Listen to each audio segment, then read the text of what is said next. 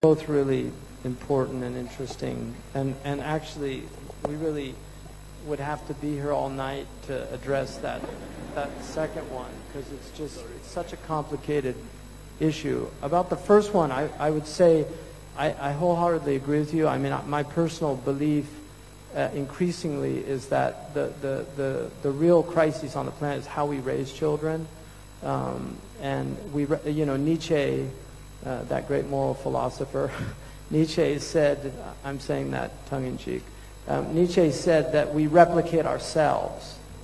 And so the dysfunctionalities of this generation are passed on to the next generation. So the Palestinian crisis is now in its fourth iteration, and it's horrible because the sins of the fathers are passed on to the sons. So how do we break these cycles? We have to do it first and foremost individually. In my own experience, there were certain things at a certain point in my raising my children, I began to see tapes that I had from my childhood. And I realized that they really weren't the best tapes to be giving to my children. So things I heard from my parents, I found myself saying. And so breaking those things and trying to get to and I mean, my parents were well-intentioned and good people and did many things right, and like myself, got some things wrong. But it's very important to inculcate empathy. If I was going to say that there was one single quality that should be inculcated in a child, it's the quality of empathy. This is what makes us human. This is what makes the possibility for civilizations, is actually that we feel the pain of others. If we only feel our own pain, then we're narcissistic sociopaths. And we think that other people are simply appendages for our own existence. And I think narcissism is becoming a global problem. The selfie, to me, is the ultimate expression of narcissistic behavior. Anybody that wants to take a picture of themselves, it's like people that admire themselves in mirrors. The reason that you should look in a mirror is to see what's wrong with you. Yeah. If you're looking in the mirror to admire yourself, you're in serious trouble.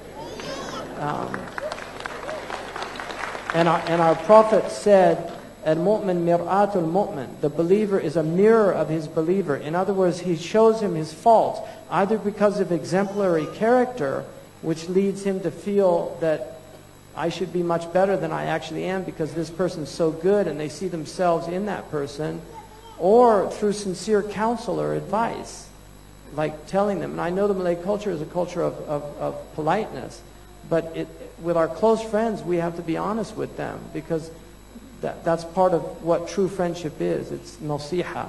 It's giving them good advice about things. So that's very important. In terms of the technology in the house is a major problem. I believe that the house is your Darul Islam, and that you should try to implement the hudud in your house, not the hudud of the penal code, but the tilka hudud Allah.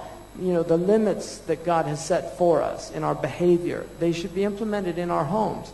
And we should try to implement the compassion of the Prophet with our children. He was very compassionate with children. Anas, who was a young boy that served him, Anas said, he never once said to me in all the years I served him, if I did something wrong, why did you do that?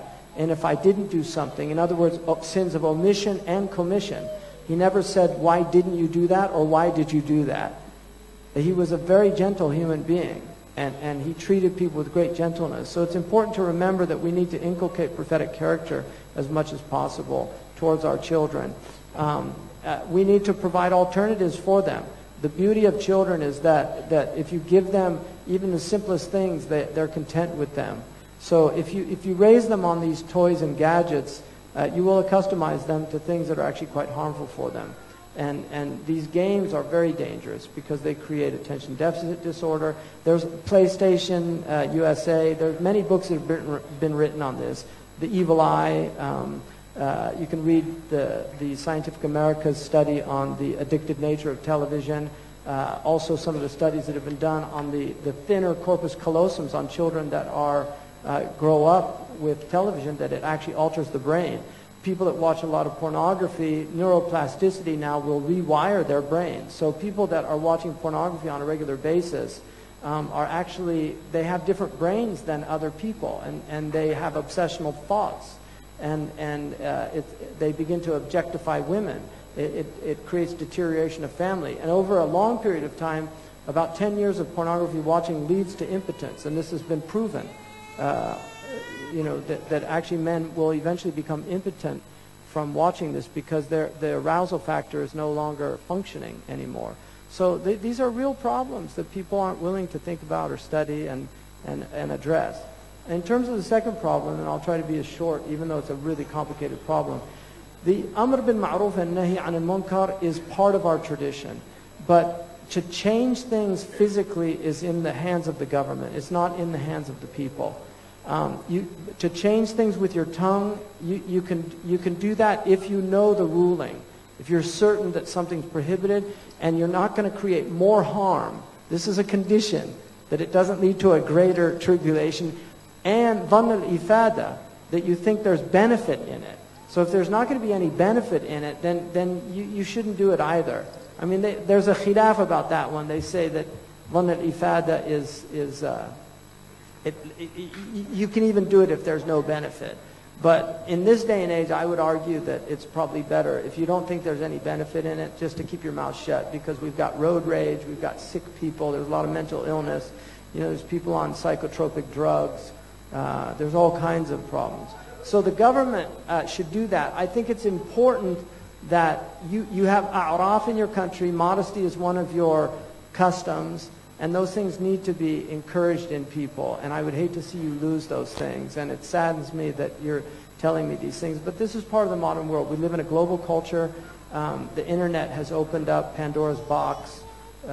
And so the evils of the internet have spread everywhere. But desensitization is a reality. And people do become desensitized. Madonna actually said in Advocate magazine, which is a gay magazine, in an interview that she did for that magazine, which is a homosexual magazine in the United States, she said that one of the reasons that she kisses girls in public on stage is because she wants people to get used to seeing this. They might initially be disgusted by it, but she said, but it also might excite them, and eventually they'll see it as a normal thing. So these are people that are literally, they have agendas. They're advocating social change, and it's not for traditional values. She ended one of her songs with the three of them singing at the Grammys. She ended it by saying, "We're bored of the concept of right and wrong." We're bored of the concept of right and wrong. So these people are moral relativists. They don't believe, they're actually amoral, or immoral and amoral. They don't believe in moral concepts of right and wrong. They believe in the concept of do what thou wilt. And this is one of the first teachings of the prophets. If you have no shame, do whatever you want. Our prophet said that. إِن لَمْ تَسْتَحِي فَاصْنَعْ مَا شِئْتَ. And so part of the modern culture is to remove shame or modesty from people. And our prophet said every religion has a characteristic. And the characteristic of my religion is modesty. And children are modest by nature. They're not shameless. And you're a shame-based, anthropologically, the Malay culture is traditionally a shame-based culture. So it's important that you don't lose that. Because once you lose shame, everything goes with it. Jazakumullah khairan. Please forgive me if I didn't mean to offend anybody. I'm just come here with sincere love for your people and your civilization. And I love the tolerance of the Malay people. I love the fact that the Christians feel comfortable here.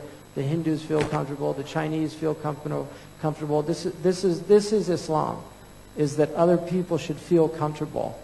And there are places now where these people no longer feel comfortable with Muslims, and this is a tragedy of our time. And it's shameful for the Muslims, for the people of the Prophet Muhammad ﷺ, who taught us to show respect and give people the entitlement of human dignity.